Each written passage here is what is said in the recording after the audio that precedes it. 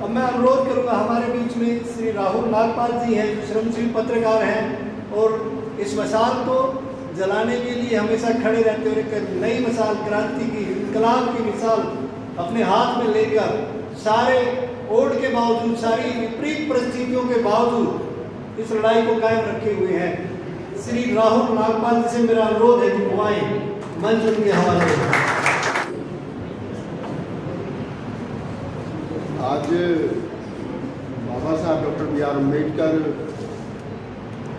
130वें जन्मदिवस के उपलक्ष्य में उनके जन्मदिवस की एक दिन पूर्व इस आयोजित प्रोग्राम में आए तमाम अम्बेडकरवादियों, फूले अम्बेडकरी विचारधारा के लोगों का मैं स्वागत करता हूं, उनको जय भीम, नमो बुद्धाय पेश करता हूं। जैसा मुझे बताया गया कि बाबू मंगतराम जो एक पत्रकार भी थे, समाजसेवी भी थे, और तमाम साथी जितने यहाँ बैठे हैं, जितने लोगों ने उनके समय की बात यहाँ साझा की, उससे मुझे महसूस हुआ कि वो पत्रकार थे, समाजसेवी थे, लेकिन एक मार्गदर्शक भी थे। बाबा साहब डॉक्टर बी.आर. अम्बेडकर की विचारधारा को घर घर तक पहुँचाना वैसे तो तमाम भारतवासियों की जिम्मेदारी बनती है जब वो समतामूलक समाज की स्थापना के लिए काम करें, जाति विहीन समाज की स्थापना के लिए काम करें। लेकिन कुछ ताकतें मुल्क के अंदर ऐसी काम कर रही हैं जो नहीं चाहती कि मुल्क के अंदर जाति विहीन समाज बने, जो नहीं चाहते कि गैर बराबरी जो है वो खत्म हो, क्योंकि इसी पर उनकी रोजी रोटी टिकी है, इसी पर उनका धंधा टिका है। बाबू मंगतराम जी के बारे में जिस प्रकार से उन्होंने दो पत्रिकाएं और एक पत्रिका और एक अखबार निकाली, झुंझलाहट आवाज़े मजलूम और दूसरा अखबार बेकस की झुंझलाहट, ये ठीक उसी प्रकार है दोनों पत्रिका और अखबार जैसे मुझसे पूर्व के वक्ताओं ने बाबा साहब डॉक्टर बी.आर. अम्बेडकर की पत्रकारिता के और उनके पत्रों और उनके जो अखबार थे उनके बारे में यहाँ पर बताया। ठीक यही बात मान्यवर साहब कांशीराम ने एक बार कही थी जब वो राजनीति में आए, तो उन्होंने कहा कि इस मुल्क की जो पत्रकारिता है, जो अखबार है, जो टीवी है, और पत्रकारों की बात पर भरोसा मत करना, जो मैं कह रहा हूँ उस पर विश्वास करना। इसी के चलते मान्यवर साहब कांशीराम को भी अपने समय पर कई अखबार, कई पत्रिकाओं का सहारा लेना पड़ा मूवमेंट को आगे बढ़ाने के लिए। मेरे बारे में बहुत सारी बातें कही गई। समय कितना है सब कुछ, मैं उसी हिसाब से फिर मैं कोशिश करूंगा कि यहाँ आया हूँ। करनाल पहले भी 3-4 बार आया हूँ, मैंने यहाँ कभी सम्मेलन भी किए हैं, और एक शाम अम्बेडकर के नाम यहाँ पर हुई तो उसमें भी कुछ लोगों ने बुलाया था। एक बार कांग्रेस का राष्ट्रीय दलित अधिवेशन हुआ था तो राहुल गांधी जी जो कांग्रेस के नेता हैं उनके आह्वान पर मैं यहाँ पहुँचा था। लेकिन आज पहली बार मैं ऐसा महसूस हो रहा है कि उन लोगों के बीच हूँ जो मेरे परिवार के लोग हैं। संख्या आपकी कम है लेकिन ये मेरे घर के लोग हैं, तो मैं चाहता हूँ कि बात भी घर वाली होनी चाहिए। मेरे जैसे एक राहुल नागपाल की नहीं, 1 करोड़ राहुल नागपाल की समाज को ज़रूरत है।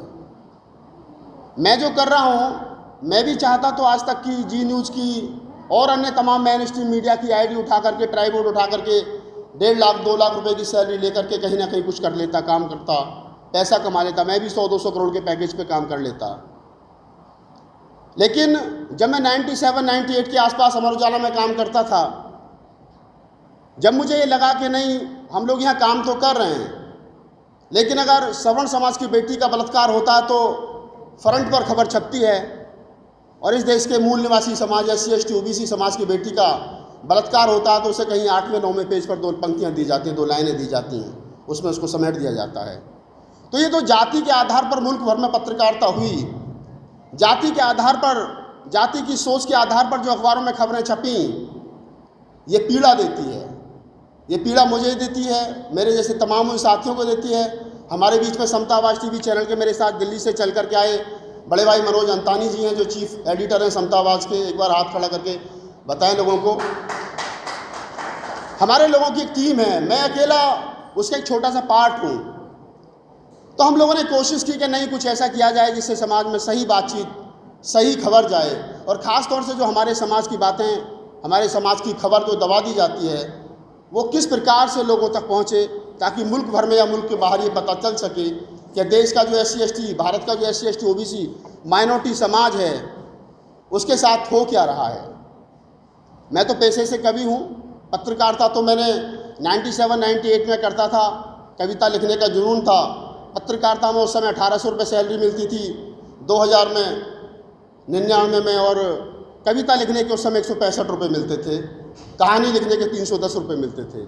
तो मुझे लगा कि पत्रकारिता से ज़्यादा बेहतर कहानी लिखना और कविता लिखना है, तो मैंने कविता का जो क्षेत्र था वो चुना, और 2008-2010 तक मैंने हिंदी कविता के लिए काम किया। मुल्क भर में देश के टॉप मोस्ट कवियों के साथ काम किया, टॉप मोस्ट कवियों के लिए, कवियों के साथ मंच साझा किए।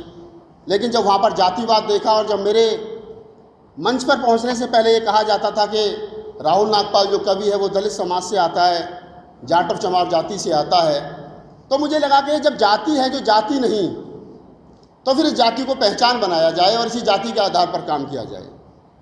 मेरे फादर की शादी 1972 में बौद्ध धर्म से हुई। मैं बाई बर्थ बुद्धिस्ट हूँ। मेरे नाना बौद्ध भिक्षु रहे, मेरे दादाजी बौद्ध भिक्षु रहे। मैंने बचपन से कैडर मेरे घर में रहा। हम लोग 5 रुपये की, 2 रुपये की, 1 रुपये की चॉकलेट दादाजी से मांगते थे, तो कहते थे कि शाम को चॉकलेट मिलेगी, लेकिन पहले धम्म की तो गाथा सुनाना, तब चॉकलेट मिलेगी।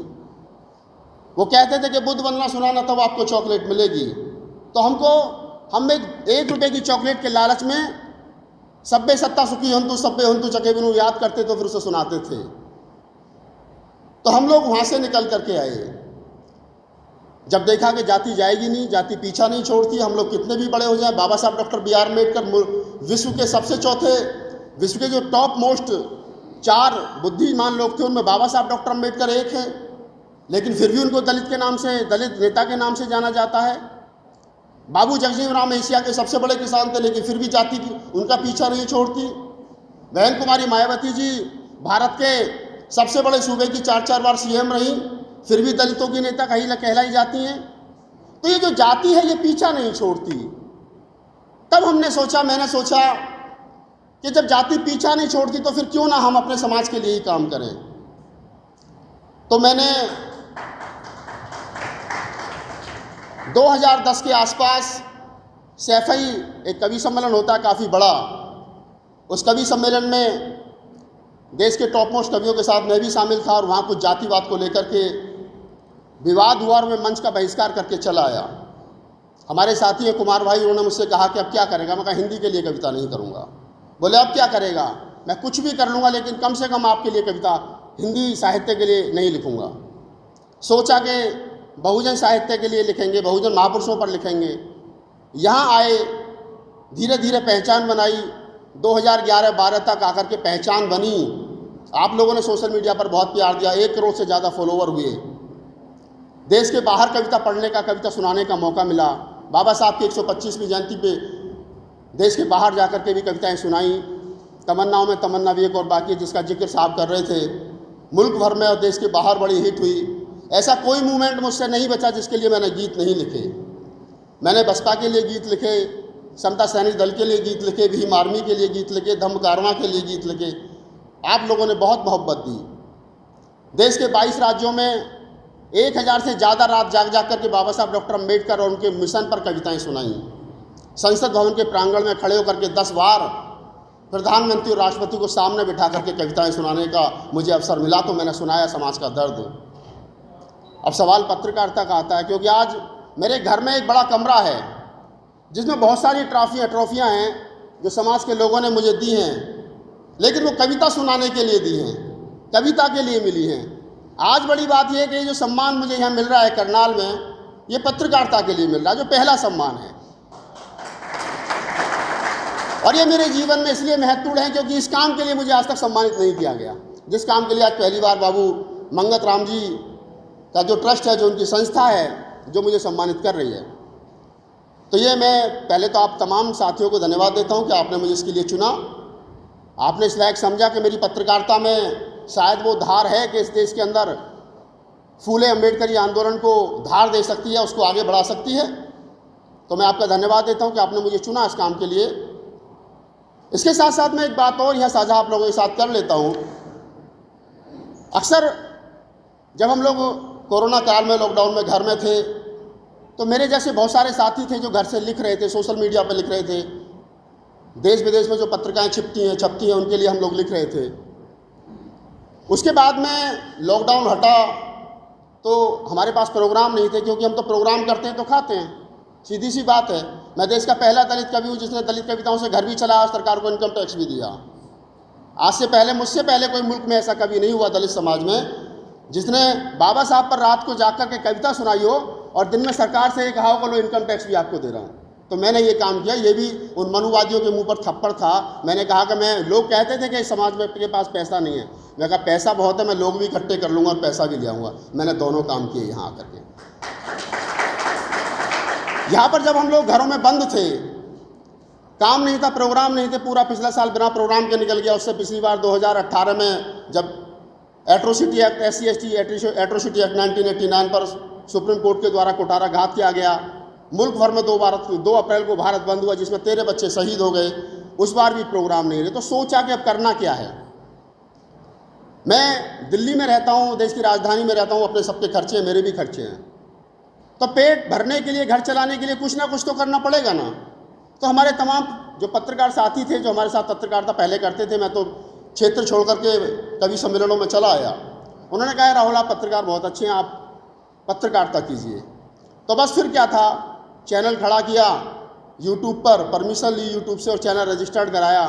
मुझे मालूम नहीं, देखते ही देखते मुल्क भर में कब वीडियो लोगों तक आप लोगों तक जाने लगे, और मैंने फिर देखते ही देखते कवि के रूप में जो पहचान थी वो पत्रकार के रूप में कब बदल गई, मुझे खुद इस बात का एहसास नहीं हुआ। लेकिन आज मुझे लगता है कि पत्रकार के रूप में जो देश भर में एक नई पहचान बनी है, और आप लोगों ने जिस प्रकार से उसको चिन्हित किया है और उसको जिस प्रकार से मुझे सम्मानित करने का काम किया है, तो मुझे लगता है कि एक वर्ष या 1.5 वर्ष पहले जो मैंने डिसीजन लिया था पत्रकारिता करने का, शायद वो सही था। क्योंकि आपका आज जो सम्मान मुझे मिल रहा है ये इस बात को दर्शाता है कि मैं उस समय सही था, क्योंकि उसका फल जो है वो आज निकल करके आया है। सम्मानित साथियों, बातें बहुत सारी हो सकती हैं, लेकिन मैं चाहता हूं कि 2-3 मिनट अभी आपसे जो मेरा पत्रकारिता का जो पिछले 1.5-2 साल का एक्सपीरियंस रहा उसके आधार पर मैं आपसे बात करूं। इस देश के अंदर 2 वर्ग हैं। एक पहला वर्ग है जिसको हम दलित समाज कहते हैं, एक दूसरा वर्ग है जिसको हम OBC कहते हैं। हम छोटे बड़े 2 भाई हैं, लेकिन OBC समाज जो है वो हिंदू धर्म की रीढ़ की हड्डी है, वो उसको त्याग नहीं रहा है। आज भी मंदिरों में सबसे ज़्यादा वो जाता है, आज भी सबसे ज़्यादा कावड़ वो लेकर के आता है, हिंदू धर्म को ढो हो रहा है। और ब्राह्मण के कहने पर अगर कोई दलित समाज का शोषण करता है तो वो OBC समाज कर रहा है, चाहे वो जाट है, चाहे वो गुर्जर है, चाहे वो यादव है, चाहे वो अन्य यादव या चाहे वो OBC और अन्य जातियाँ हैं। इसी संदर्भ में जब किसान आंदोलन खड़ा हुआ 4 महीने पहले, तो वहाँ दलित समाज की एंट्री नहीं थी। मैं मंच का ध्यान चाहता हूँ, ये बड़ी मार्मिक बात मैं आप लोगों के साथ साझा कर रहा हूँ। तो वहाँ दलित समाज की एंट्री नहीं थी, क्योंकि आंदोलन जो था वो किसानों का था। किसानों का आंदोलन, तो दलित समाज के लोग तो उतने किसान हैं नहीं, उत्तर प्रदेश में थोड़े बहुत हैं, अन्य राज्यों में तो वो भी नहीं है, ज़मीनें हैं नहीं हमारे लोगों के पास, तो हमारा तो आंदोलन था नहीं। उस स्थिति में हमारे लोग उस आंदोलन में शामिल नहीं हुए। लेकिन मैं और मेरे जैसे तमाम साथी जो ये सोच रहे थे घर में बैठ कर के कि ये आंदोलन जो किसानों का आंदोलन है, जो खासतौर से OBC समाज का आंदोलन है, यह आंदोलन चल कैसे रहा है। क्योंकि इससे पहले मुल्क भर में किसानों को लेकर के जितने आंदोलन हुए वो 10 दिन, 5 दिन, 6 दिन, 8 दिन, 15 दिन चले। 15 दिन के बाद में पुलिस ने लाठी चलाई, वो लोग अपने ट्रैक्टर और ट्रॉली दिल्ली के शामियाने में छोड़ करके लोग चले गए। जब इस आंदोलन को 15-20 दिन से ज़्यादा हुए तो मेरे अंदर जिज्ञासा हुई कि चल करके देखा जाए कि आखिर ये आंदोलन चल क्यों रहा है। मैं वहाँ पहुँचा तो बहुत सारे साथी पत्रकार मिले, उन्होंने कहा कि राहुल आप भी आए, स्वागत है आपका। तो मैंने उस आंदोलन के पीछे देखा कि वहाँ सिख लॉबी जो है वो बड़ी मजबूती के साथ में खड़ी थी। तो मैंने पहले दिन कहा कि यह आंदोलन इसलिए चल रहा है क्योंकि यहाँ सिख संगत जो है बड़ी मजबूती के साथ पीछे खड़ी है, इसलिए जो खासतौर से उत्तर प्रदेश का और हरियाणा का जाट है वो इस आंदोलन को लीड कर रहा है। अब वहाँ अम्बेडकरवादी विचार को कैसे पैदा किया जाए ये बड़ा सवाल था। दिल्ली के 4 मोर्चों पर किसान आंदोलन चल रहा था और वहाँ अम्बेडकरवादी विचार को OBC समाज के बीच में कैसे रोका जाए, ये मेरे लिए कठिन काम था। लेकिन मैंने सोचा कि नहीं, अगर इस बार भी हम लोग चूक गए, इस बार भी हम अगर अपने बड़े भाई के साथ, ओबीसी समाज के साथ कंधे से कंधा मिला करके नहीं खड़े हुए तो ये बड़ी गलती हो जाएगी। दलित समाज तो जब से देश आज़ाद हुआ और देश की आज़ादी से पहले से आंदोलित रहा है अपने अधिकारों को लेकर के किसी न किसी कारणवश। लेकिन ओबीसी समाज चूंकि पहली बार आंदोलित हुआ है किसान आंदोलन में, तो इस आंदोलन को बनाए रखना है और इस आंदोलन में हमें ये भी चीज़ स्थापित करनी है, इनको ये एहसास दिलाना है कि तुम लोग हमारा शोषण करते रहे ब्राह्मणों के कहने पर, लेकिन हम तुम्हें अपना बड़ा भाई माने, तुम्हारे साथ खड़े इस आंदोलन में। हमको ये इस बात का एहसास कराना था उनको। साथ ही साथ हमको वहाँ ये भी बताना था कि जो बात डॉक्टर बी.आर. अम्बेडकर ने कही, वही बात सर छोटू राम ने कही, वही बात भगत सिंह ने कही, वही बात चौधरी महाराज सिंह भारती ने कही, वही बात जगदेव बाबू ने कही, वही बात रामस्वरूप वर्मा ने कही, वही बात तमाम चाहे वो फूले ने कही, कबीर ने कही। यानी SC ST OBC के महापुरुष जितने हुए हैं उन सबकी विचारधारा एक थी। जब हमारे महापुरुषों की विचारधारा एक है तो हम फिर टुकड़ों में क्यों लड़ रहे हैं, अलग अलग क्यों लड़ रहे हैं। ये काम कठिन था। कुछ साथियों ने हमसे कहा कि ऐसा हो सकता है, तो मैंने कहा बिल्कुल हो सकता है, कोशिश करनी चाहिए। हमारी उंगली टेकने की वहाँ जगह नहीं थी किसान आंदोलन में, ताकि जहाँ बैठ कर के हम अम्बेडकरी आंदोलन की बात कर सकें। खासतौर से हरियाणा और पश्चिमी उत्तर प्रदेश के जाटों के बीच में खड़े होकर के जय भीम करने का मतलब आप समझ सकते हैं कि वो तो बाबा साहब की रात के अंधेरे में मूर्ति तोड़ जाते, वो जय भीम का जवाब जय भीम में कहाँ देंगे। लेकिन ये काम चूंकि करना था, हमारी नीयत थी, इसलिए हमारे तमाम साथियों ने तय किया कि नहीं, हमारे पूरे स्टाफ ने तय किया कि नहीं, हम इस काम को अंजाम देंगे। तो हमने सबसे पहले गाजीपुर बॉर्डर पर माता सावित्रीबाई फूले पाठशाला खोली। आपने देखा देश विदेश की मीडिया ने उसको कवरेज किया, बड़ा ज़बरदस्त कवरेज मिला। दीदी निर्देश सिंह, हमने उनसे कहा कि आप क्या पाठशाला जो है खोलिए। जब वो पाठशाला खुली और वहाँ बाबा साहब डॉक्टर बी.आर. अम्बेडकर, राष्ट्रपिता ज्योतिबा फूले और माता सावित्रीबाई फूले की फ़ोटो छपी और साथ में हमने भगत सिंह और सर छोटू राम की फ़ोटो को छापा, तो निकलते फिरते किसानों ने देखा, करे यहाँ तो डॉक्टर अम्बेडकर के साथ में भगत सिंह भी है, यहाँ तो डॉक्टर अम्बेडकर के साथ में सर छोटू राम भी है। तो उनके अंदर का जो जिज्ञासा थी वो जागी, उन्होंने जिज्ञासा थी तो उन्होंने पूछना चाहा कि क्या हो रहा है यहाँ पे। तो हमने कहा कि जो आंदोलन में किसान आए हुए हैं उनके साथ जो बच्चे हैं, हम यहाँ पढ़ाने का काम करेंगे। पाठशाला हमने इसलिए खोली है। तो उनके बच्चे आने लगे वहाँ पढ़ने के लिए, और बच्चे आने लगे तो फिर हमने सावित्री वंदना करानी शुरू करी, उनसे जय भीम और जय छोटू राम बुलवाना शुरू किया। पहला काम ये हुआ।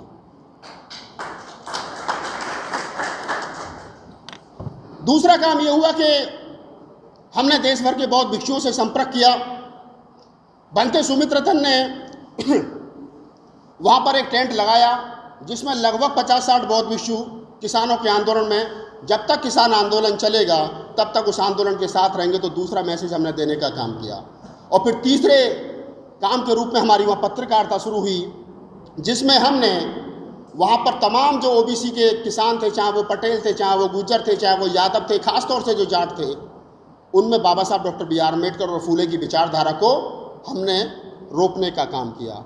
उसका फल ये निकला कि जो बाहरी ब्राह्मण वहाँ आकर के प्रवक्ता बन रहे थे, चाहे वो मोहित शर्मा हो, चाहे वो और अन्य लोग हों, उनको हमने नंगा करने का काम किया। और वो कुछ ही समय में उस आंदोलन से भाग खड़े हुए। और आज आप अगर उस किसान आंदोलन में जाकर के देखेंगे तो आज आपको वहाँ को 50% जो जाट किसान है वो आपको जय भीम और जय छोटू राम करता हुआ नजर आएगा। ये उपलब्धि रही। हमने सोचा कि इसको बढ़ाया जाए, तो हमने अपने SC ST OBC के जो फूले अम्बेडकरी आंदोलन के लोग हैं उनसे संपर्क किया। तो हमने कहा कि भाई ये किसान यहाँ पड़े हैं और हमें इनका साथ देना चाहिए। तो उसके लिए हमने माटी संकल्प यात्रा निकाली। उत्तर प्रदेश और हरियाणा NCR के लगभग 32 जिलों से मिट्टी मंगाई गई और मिट्टी को एक हांडी में रखा गया और उसके पेंट करा करके उस पर जिले का नाम लिखा गया। और लगभग 200 4 व्हीलर और 1000 मोटरसाइकिल और 100 मीटर पंचशील के ध्वज और 150 मीटर नेशनल फ्लैग के साथ में हम लोग किसान आंदोलन को समर्थन देने के लिए जिस दिन पहुंचे, तो OBC समाज के और दलित समाज के बीच की जो ब्राह्मणों ने खाई बना रखी थी वो पटी। और पटने का काम ये हुआ कि आज आप जाकर के देखेंगे, जैसा मैंने पहले बताया कि आज वहाँ जाट जय भीम और जय छोटू राम करता है। आज उनके बच्चे कहते हैं कि हमारा राम छोटू राम, हमारा राम काशी राम। आज उनका राम राम वाला राम नहीं रहा, आज उनका राम बदल गया। तो मैं इस बात को आप लोगों के साथ इसलिए साझा कर रहा हूँ कि ताकि जो ये लड़ाई हमारे पूर्वजों ने शुरू की थी, जो लड़ाई फूले ने शुरू की थी, जो लड़ाई बाबा साहब डॉक्टर अम्बेडकर ने शुरू की थी वो लड़ाई सही तरीके से सही अंजाम तक पहुंच सके, उसके लिए हमको इस प्रकार के छोटे छोटे काम मुल्क भर में करने पड़ेंगे, जिससे कि आने वाले समय पर जो मोस्ट बैकवर्ड और बैकवर्ड समाज है वो इस देश के फूले अम्बेडकरी आंदोलन के साथ में आकर के खड़ा हो सके। हमको बताना पड़ेगा। मैं अक्सर लोगों को कहता हूँ, जाट समाज में मैं जाता हूँ, अब जाटों की पंचायत होती हैं तो वो कहते हैं कि अरे राहुल नागपाल को बुलाओ। मैं कहता हूँ कि BBC के उन्होंने सर छोटू राम से पूछा कि छोटू राम सर, मैं आपका जो इंटरव्यू कर रहा हूँ मुझे एक बात आपसे पूछनी है। बोले पूछिए कि आप में और डॉक्टर अम्बेडकर में क्या फ़र्क है। तो सर छोटू राम ने मुस्कुराते हुए कहा कि मैं उम्र में बड़ा हूँ, वो ज्ञान में बड़े हैं। इतनी बड़ी बात सर छोटू राम ने कही। उसी पत्रकार ने जाकर के 26 नंबर पर बाबा साहब डॉक्टर अम्बेडकर से पूछा कि मैं छोटू राम के पास गया था, मैंने पूछा कि आप में और छोटू राम अम्बेडकर में क्या फ़र्क है। तो छोटू राम ने कहा कि मैं उम्र में बड़ा हूँ, वो ज्ञान में बड़े हैं। अगर यही सवाल मैं डॉक्टर अम्बेडकर से करूं कि आप में और छोटू राम में क्या फ़र्क है तो आप क्या कहेंगे। तो डॉक्टर साहब ने कहा कि मुझ में और छोटू राम में इतना फ़र्क है कि वो हुक्का पीते हैं, मैं हुक्का नहीं पीता हूँ। इतनी मित्रता थी, इतनी अच्छी दोस्ती थी। और आज उन दोनों के वंशज ऐसे दुश्मन हो गए कि दिन में दलित समाज बाबा साहब डॉक्टर अम्बेडकर की मूर्ति लगाता है और रात को जाकर के जाट समाज बाबा साहब की मूर्ति तोड़ आता है। ये करा किसने, ये हुआ कैसे। ये इस देश की जो मनुवादी ताकतें हैं उन्होंने ये काम किया और वो सफल हुए।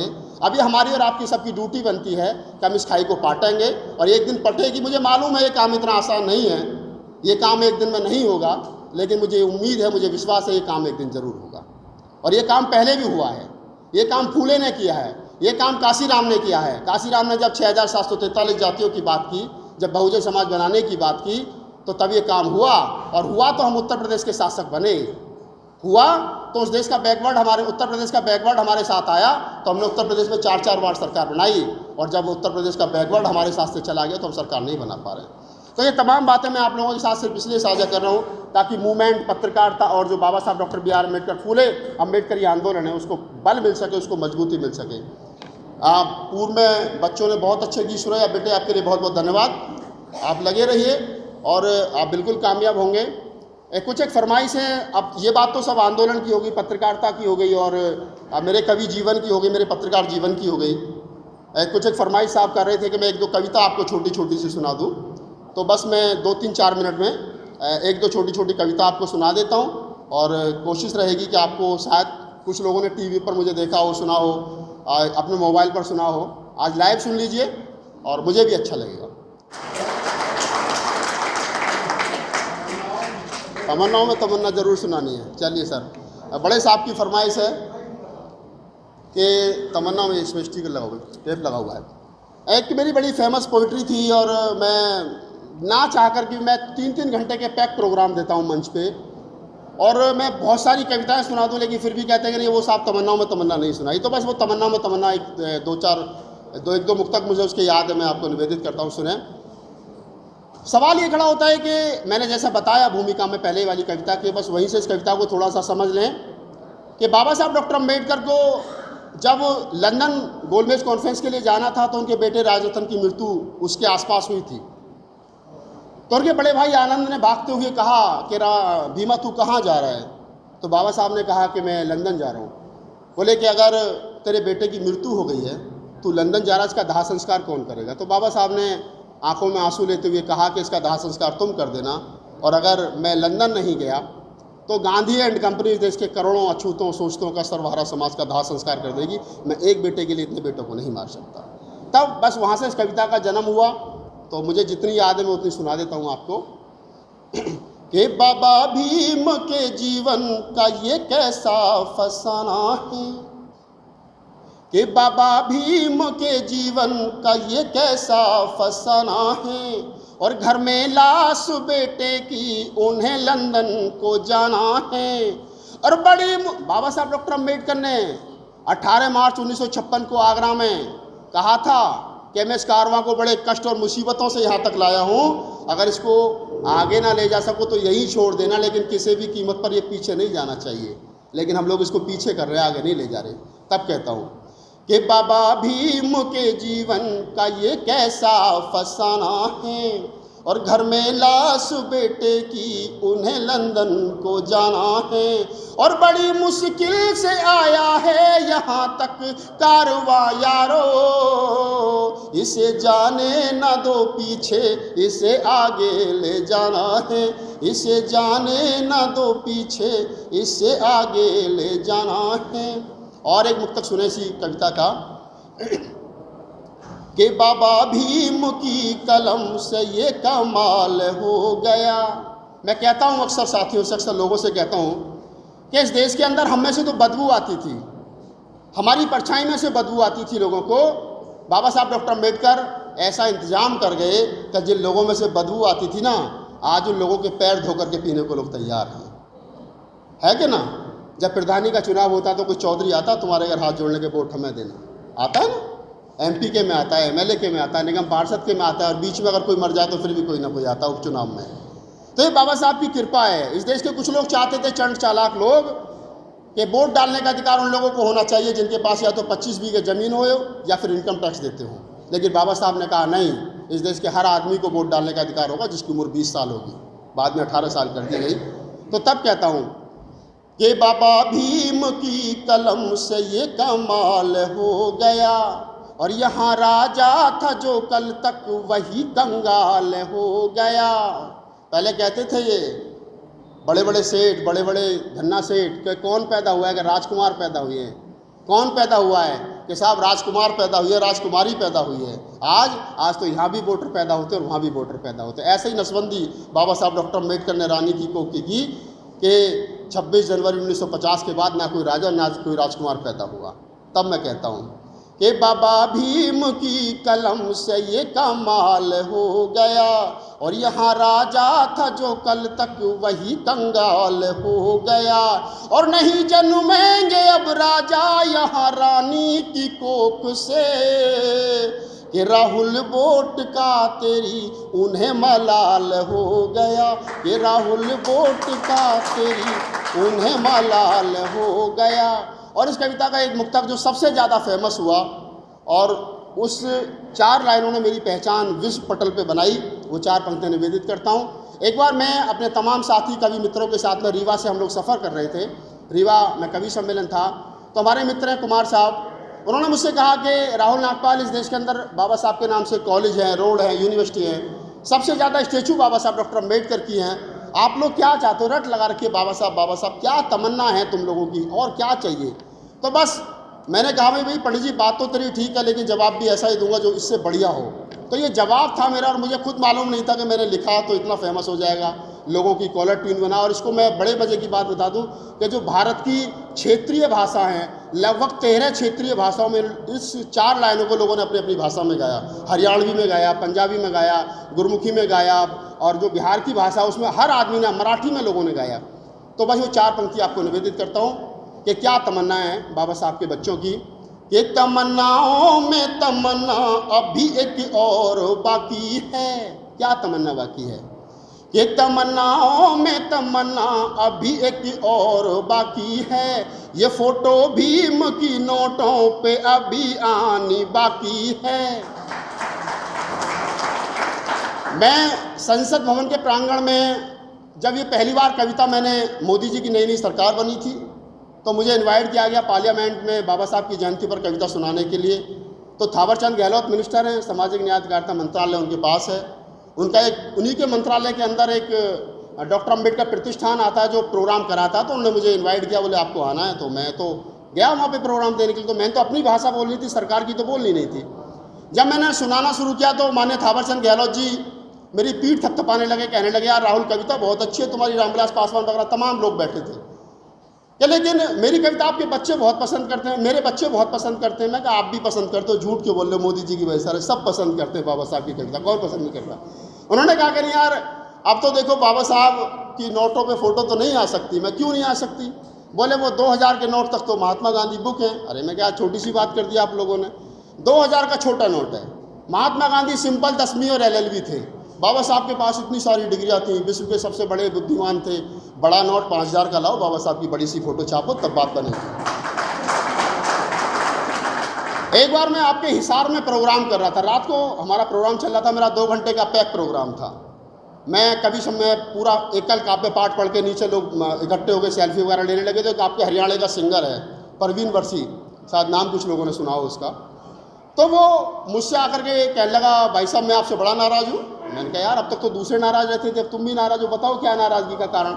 बोले आपने कहा कि बाबा साहब की फ़ोटो नोटों पर आनी चाहिए, और ये फ़ोटो नोटों पर आएगी तो फिर तो मुन्नी के कोठों पर उड़ाए जाएंगे, फिर तो शीला के गानों पर उड़ाए जाएंगे, फिर तो पता नहीं उसने कहाँ कहाँ तक की बात। मैंने कहा यार तेरा सोचा बहुत अच्छा, लेकिन जवाब भी हम देंगे। मैंने कहा सोच कि अगर बाबा साहब की फ़ोटो छपी हुई नोट मुन्नी के कोठों पर लुटाई गई, और जब मुन्नी नाच नाच के थक जाएगी और वो अपने पैर के घुंघरू खोलेगी और नीचे से बाबा साहब की छपी हुई फ़ोटो की नोट उठाएगी और उस नोट पर बाबा साहब की फ़ोटो देखेगी, तो फिर उसको माथे से लगा करके इतना ज़रूर कहेगी कि हे नारी के मुक्तिदाता, आने में इतनी देर क्यों कर दी तूने। और मेरा विश्वास है, राहुल नागपाल का विश्वास है, कुछ दिन के बाद में मुन्नी पैरों में घुंघरू नहीं बांधेगी, कलम उठाएगी और इस देश की कोई इंकलाब की लड़ाई लड़ेगी। तब मैं करता हूँ। मैंने कहा, लोगों ने मुझसे कहा कि मैं देखो भाई अगर ऐसा हुआ तो इसके फल क्या होंगे। इसके फल ये होंगे कि आज जो लोग रात के अंधेरे में बाबा साहब की मूर्ति तोड़ आते हैं, कोई चश्मा तोड़ आता है, कोई उंगली तोड़ आता है, फिर वो दिवाली के दिन थाली में रख करके लक्ष्मी हिंदू धर्म के अनुसार रख के पूजा पाठ करते हैं, फिर मैं कहूँगा बेटा नोटों में आग लगा, कितनी लगाएगा, अब देखूँगा तेरी देशभक्ति। तब पढ़ता हूँ 4 पंक्तियाँ आपको निवेदित करता हूँ। ये तमन्नाओं में तमन्ना अभी एक और बाकी है, ये फोटो भीम की नोटों पे अभी आनी बाकी है, और दिवाली के दियों से फिर यहाँ पूजते रहें बाबा, दीवानो भीम को देनी यही सौगात बाकी है, दीवानो भीम को देनी यही सौगात बाकी है, तमन्नाओं में तमन्ना अभी एक और बाकी है। बहुत बहुत धन्यवाद। एक शेर के साथ अपनी बात को ख़त्म कर देता हूँ। आप लोगों ने बहुत सुंदर आयोजन किया, बहुत अच्छा किया, और इसके लिए आपको धन्यवाद। हर साल आप करें, बड़ा लेवल पे करें, लोगों को बुलाएं, और मैं बिना बुलाए भी आ जाऊंगा अगर मेरे पास समय होगा। और क्योंकि मैं अप्रैल और मई के महीने में बहुत ज़्यादा बिजी होते, इस बार कोरोना है तो फ्री हैं। आप लोगों ने बुलाया, मुझे अच्छा लगा कि ना झूठे रिश्ते रखते हैं, ना झूठी शान रखते हैं, ना झूठे रिश्ते रखते हैं, ना झूठी शान रखते हैं, दीवाने भीम के हैं हम, अलग पहचान रखते हैं, अलग पहचान रखते हैं। जय भीम, नमो बुद्धाय, जय मूल्यवान।